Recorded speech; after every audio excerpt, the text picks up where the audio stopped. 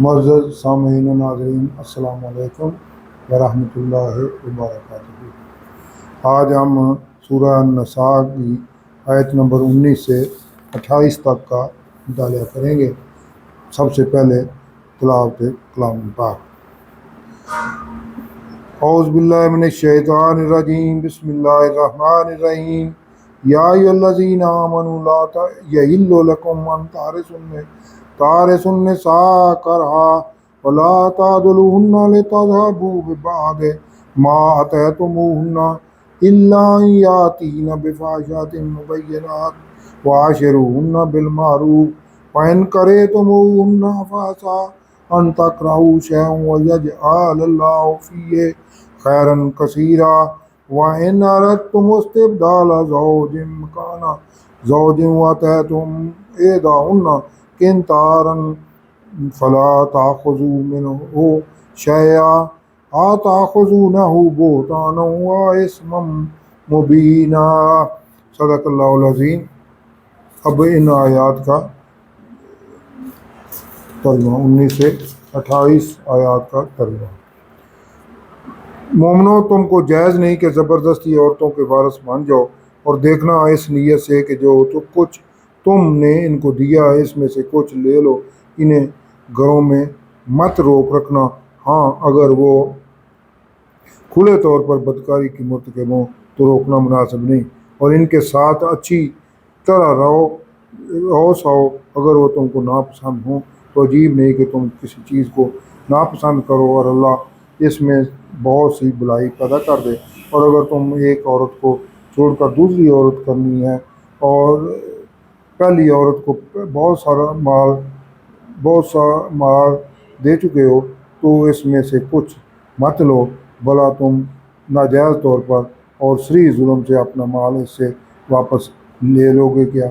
اور تم دیا ہوا مال کیوں کر واپس لے سکتے ہو جب کہ تم ایک دوسرے کے ساتھ صحبت کر چکے ہو اور وہ تم سے عہد واثق بھی لے چکی ہیں؟ اور جن عورتوں سے تمہارے باپ نے نکاح کیا ہو ان سے نکاح مت کرنا، مگر جاہلیت میں جو ہو چکا سو ہو چکا۔ یہ نہایت بے حیائی اور اللہ کی ناخوشی کی بات ہے اور بہت برا دستور تھا۔ تم پر تمہاری مائیں اور بیٹیاں اور بہنیں اور پھوپھیاں اور خالائیں اور بھتیجیاں اور بانجیاں اور وہ مائیں جنہوں نے تم کو دودھ پلایا ہو اور رضاعی بہنیں اور ساسیں حرام کر دی گئی ہیں، اور جن عورتوں سے تم باشد کر چکے ہو ان کی لڑکیاں جنہیں تم پرورش کرتے ہو وہ بھی تم پر حرام ہے۔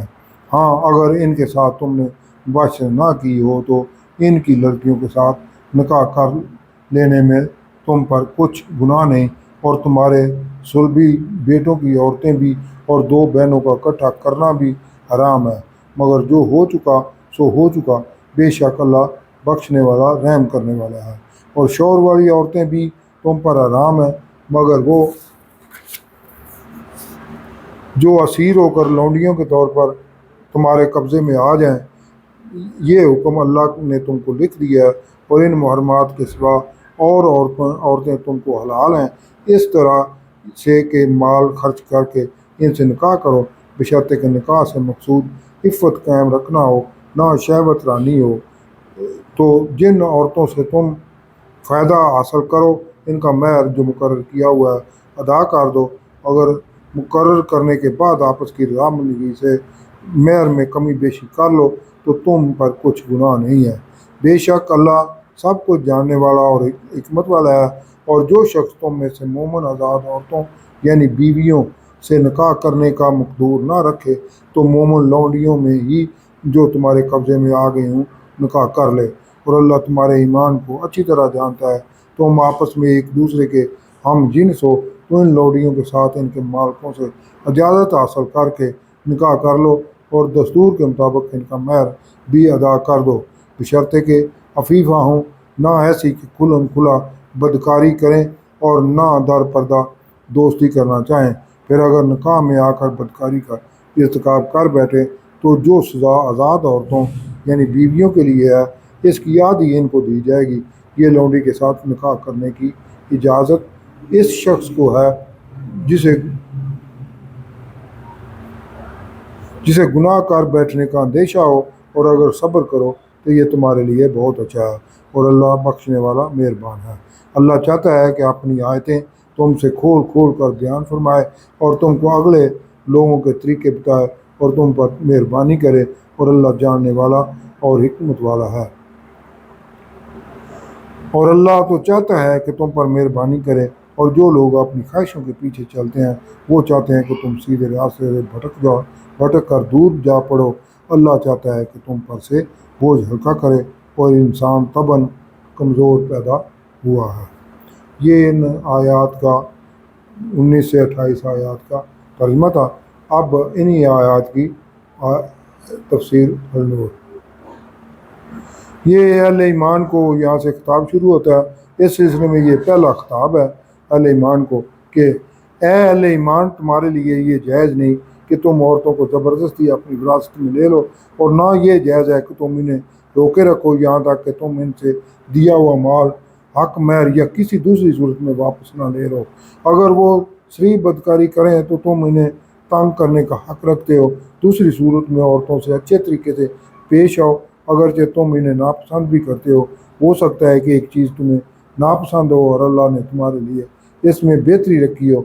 जाहिलियत के ज़माने में और बहुत हद तक आज भी अहले अरब का कोई फ़र्द फौत हो जाता जिसकी 3-4 बीवियाँ होती, इस सूरत में मरहूम का बड़ा बेटा इनका वारिस बन जाता।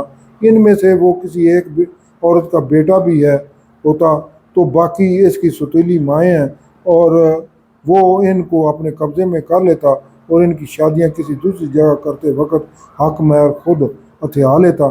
जाहिलियत की रस्म को ख़त्म करने के लिए ये हुक्म दिया जा रहा है। अगर किसी दूसरी बीवी को लाना हो तो पहली औरत को छोड़ते वक्त इसको दिया हुआ माल वापस ना लो। तुम ऐसा कैसे कर सकते हो कि आपस में तुम मिल चुके हो और वो तुमसे निकाह के वक्त पक्का कौल करार ले चुकी हैं।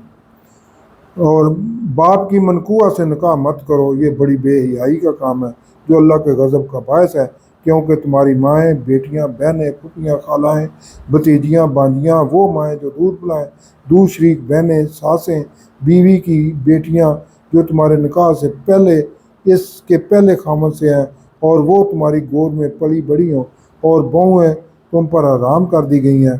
दूसरों की मनकुआ औरतें भी तुम पर हराम हैं, मासवाए काफरों की औरतें जो तुम्हारे काबू में आ जाएं, ये तुम पर अल्लाह का लिखा हुआ फरीज़ा है। मुंदरजा बाला औरतों के अलावा तमाम औरतें तुम पर हलाल हैं।